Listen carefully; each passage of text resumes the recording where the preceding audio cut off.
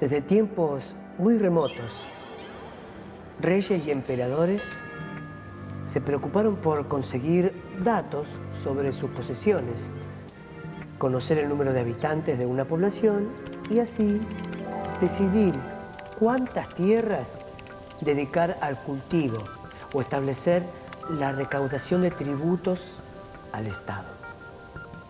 De ahí surge el nombre de estadística, que comenzó como una parte de la aritmética aplicada a problemas en los que los números se usaban para el conteo y el registro de datos de las poblaciones. Recién en el siglo XVII, un inglés llamado John Grant, dueño de una tienda, inspirado por unas tablas de mortalidad que semanalmente se editaban en las parroquias, estudió los casos de defunción por accidente, suicidio y enfermedades varias. Como resultado de ese trabajo, publicó un pequeño libro que le sirvió para que el rey lo nombrara miembro de una importante sociedad científica.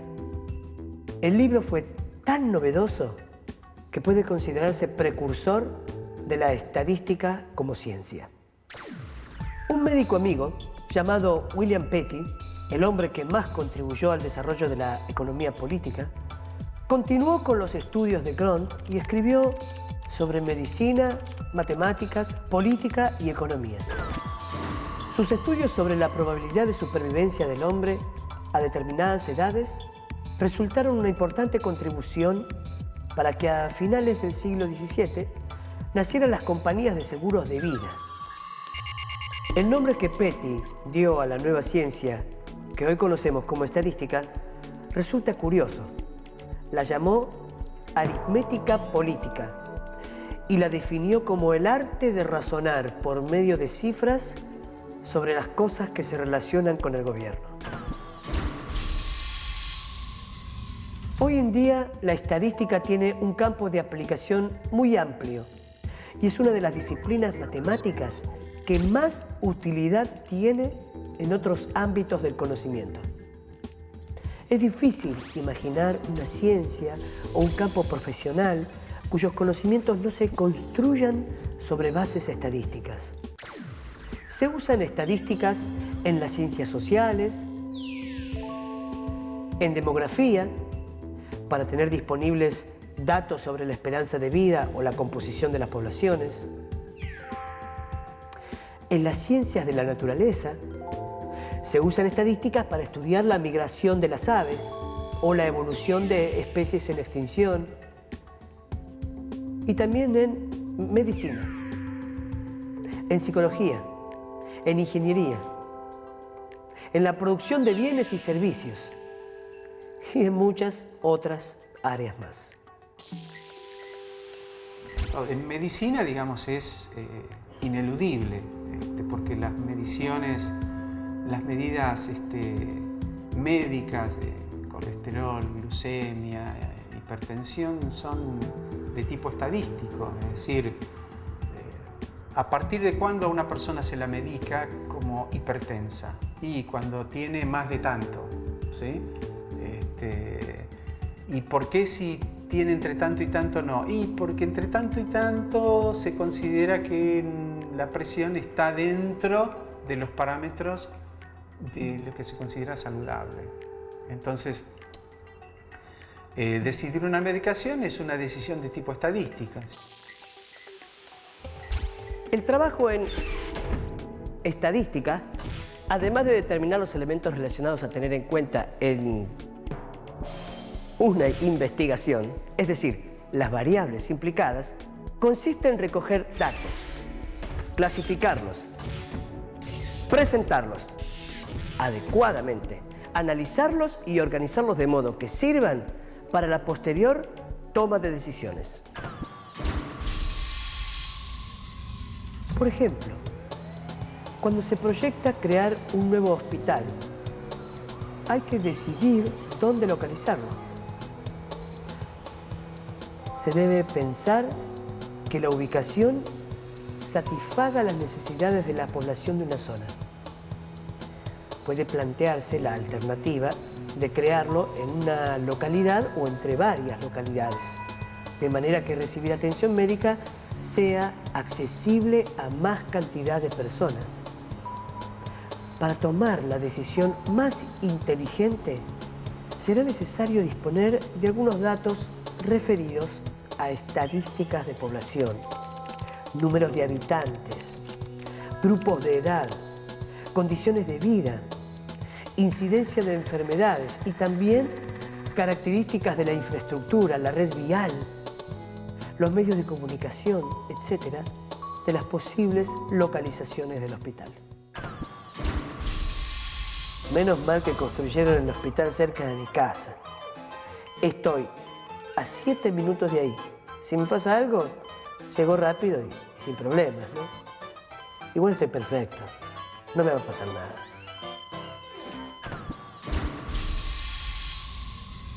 En muchas ocasiones es necesario poder predecir con cierta aproximación el comportamiento esperado de sucesos futuros. Por ejemplo, un comerciante que quiere formar un stock de determinados artículos necesita prever la futura demanda de esos artículos entre sus potenciales compradores. Para eso se formularán distintas preguntas con relación a los costos aproximados según la cantidad de unidades, el gusto de los consumidores, la durabilidad de los artículos, la situación económica de los posibles consumidores, etc. El comerciante tiene un conocimiento sobre lo que sucedió en el pasado con las compras de ese producto y algunos datos del presente, como la cantidad de posibles compradores a los que se destina ese producto. Sobre esa base, saca conclusiones en relación a cuánto van a demandar esos compradores y, en consecuencia, decide qué cantidades necesita para formar el stock. Aunque el comerciante no lo sepa, está actuando con mentalidad de estadístico, ya que para hacer su previsión debe recurrir a los datos de su experiencia anterior, considerar los registros y tomar decisiones a partir de ellos, es decir, partir de hechos y comprobaciones experimentales para inducir conclusiones generales sobre la situación que se estudia y tomar decisiones en consecuencia. Raulcito, compinche. Hola, compadre. ¿Y qué pensás de lo que te dije? Raulcito es un amigo con el que estamos trabajando en un proyecto. Estuve pensando y me parece que tenés razón, ¿sabes?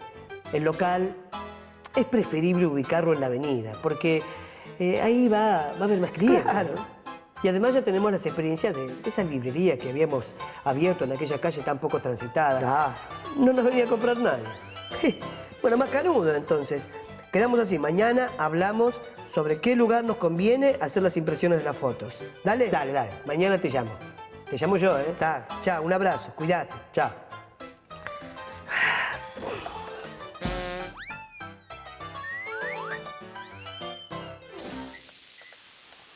Pero no solo usan este método los pequeños negocios o locales que se abren entre amigos o familiares.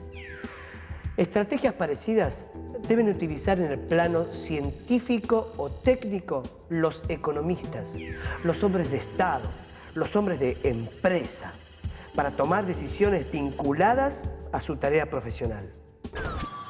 La metodología estadística les ofrece sus procedimientos matemáticos de gran potencia y precisión para elaborar la respuesta más conveniente a los interrogantes que la teoría y los hechos económicos le plantean. Y lo más importante es que le facilitan elementos para decisiones racionales.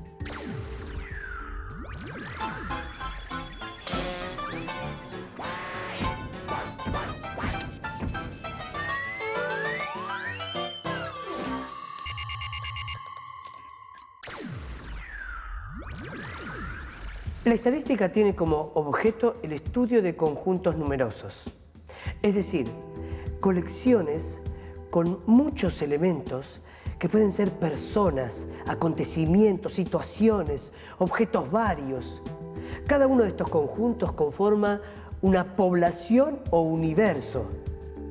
Vale decir que en estadística el término población no se limita a grupos humanos. No es fácil recoger los datos de todos los individuos de una población en estudio cuando es tan numerosa. Por eso es necesario considerar un conjunto menor de ese universo, al que los investigadores llaman muestra. En el caso, digamos, del alumnado, la población de estudio serían los alumnos de una determinada universidad, por ejemplo.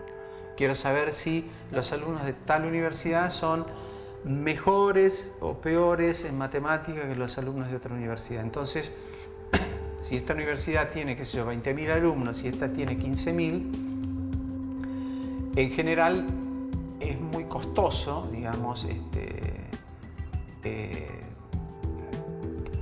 tomar las notas de los 20.000 alumnos y de los 15.000 y comparar los promedios de notas de uno y promedios de notas de los otros. Entonces se toma que una muestra, 100 alumnos de una, 100 alumnos de otro, que están haciendo matemáticas, y se toma el promedio de los alumnos de la universidad y de la universidad B. Pero no se trata de hacer un recorte de cualquier manera.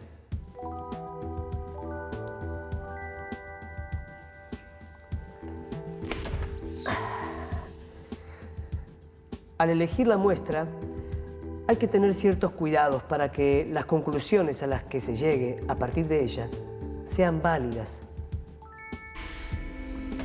para la totalidad de la población. Si para una campaña de prevención de enfermedades se quisieran estudiar las características físicas como estatura y peso de los jóvenes de nuestro país, entre 14 y 17 años, no sería posible recoger los datos de todos y cada uno de los individuos de esa edad. Por eso es necesario restringirse a tomar una muestra. La estadística establece ciertas condiciones para determinar la muestra con el objetivo de asegurar que las conclusiones que se logren sean representativas del grupo total. Esto es porque el proceso de muestreo o selección de un pequeño grupo respecto de uno mayor supone que la muestra considerada posee las características del grupo mayor y que para su selección se tomaron en cuenta los procedimientos estadísticos que garantizan esa representatividad. Una vez recogidos los datos de la muestra, organizados y estudiados con los recursos matemáticos que ofrece la estadística, es conveniente describir un grupo de observaciones con un solo número. Es decir, un valor que sea representativo del comportamiento de toda la población en estudio. No se elegirá el más alto o el más pequeño, que solo indican los extremos de la serie de valores y no valores típicos, sino un valor que indique una tendencia central.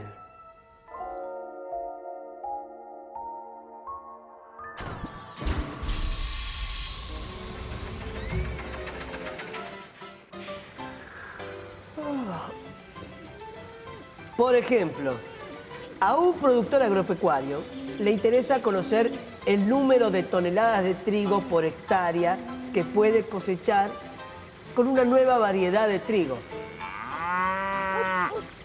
Para decidir si adopta o no la nueva variedad que le ofrecen, en este caso es probable que pueda tomar su decisión si conoce la media o promedio del rendimiento por hectárea que se obtuvo a partir de la experiencia de muchos otros productores. El promedio es una de las medidas de tendencia central que se usa en estadística. Voy para allá.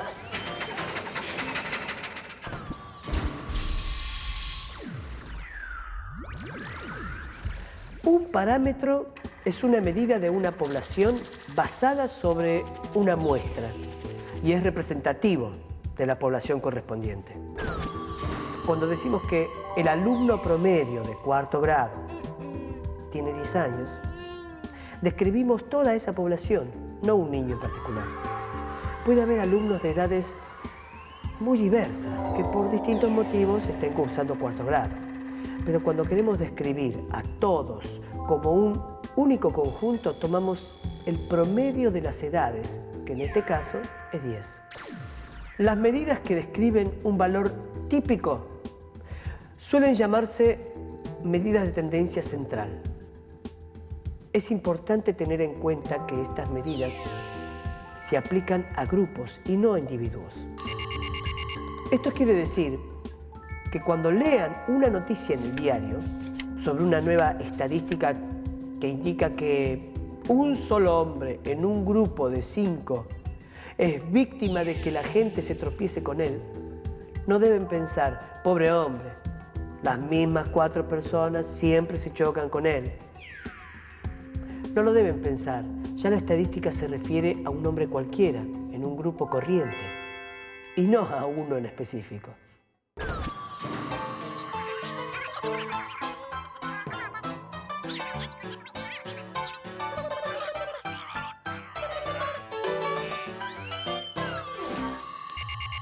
Las medidas que se usan frecuentemente son la mediana, la moda y el promedio.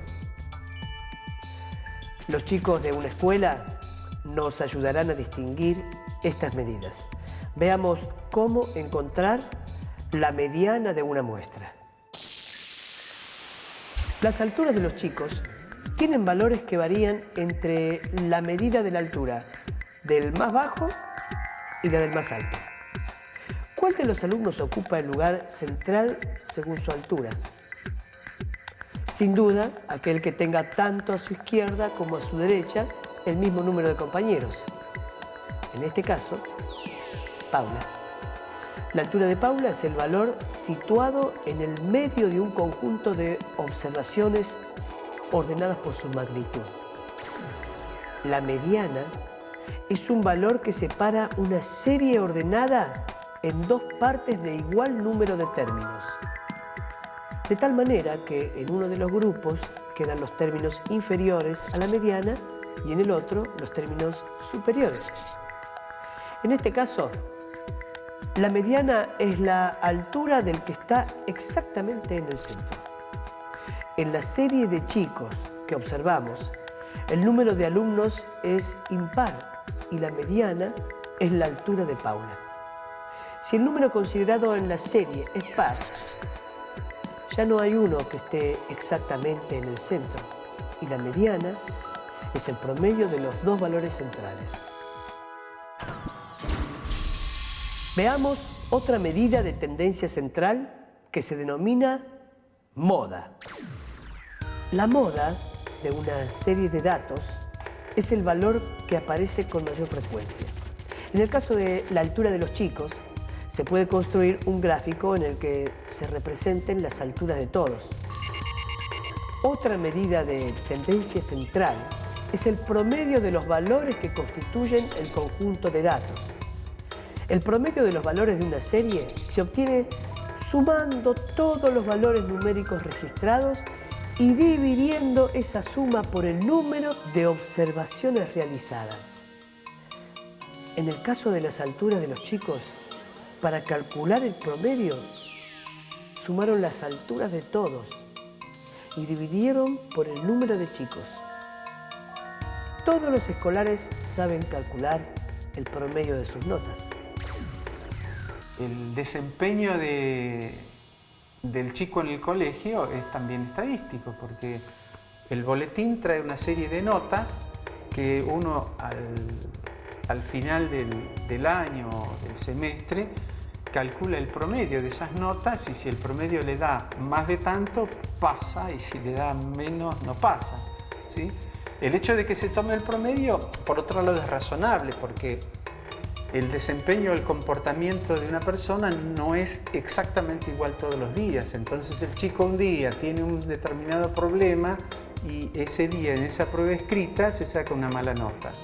Ahora, ¿eso significa que el chico sea un mal alumno? No, justamente el promedio lo que indica es que si el chico es un buen alumno, ese día, esa mala nota no va a afectar al promedio de sus notas. ¿Por qué? Porque en los restantes exámenes va a tener buenas notas, entonces el promedio ese al final le va a dar una buena nota, digamos.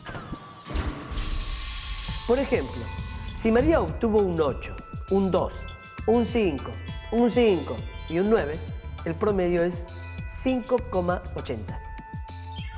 Lo mismo que el de Pablo, cuyas notas fueron 2, 6, 7, 4 y 10. Pero la mediana de las notas de María es 5 y la de Pablo 6.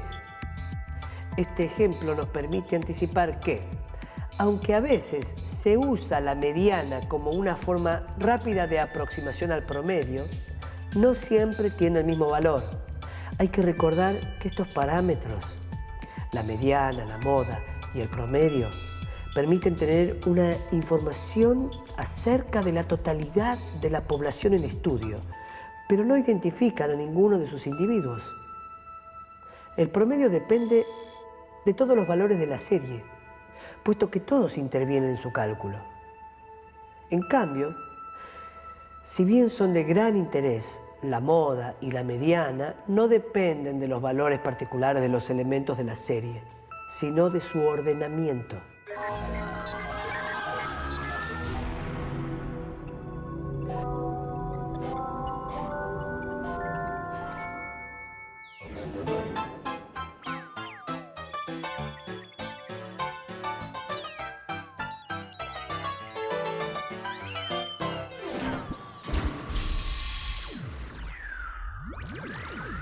Podemos repasar lo visto sobre las medidas de tendencia central.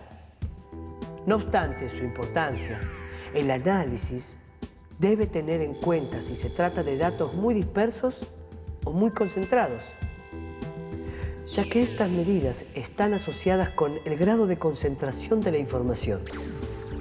Recordemos lo siguiente: cuanto más próximos estén los datos entre sí, tanto más próximo estará cada valor individual del valor central que representa a toda la muestra.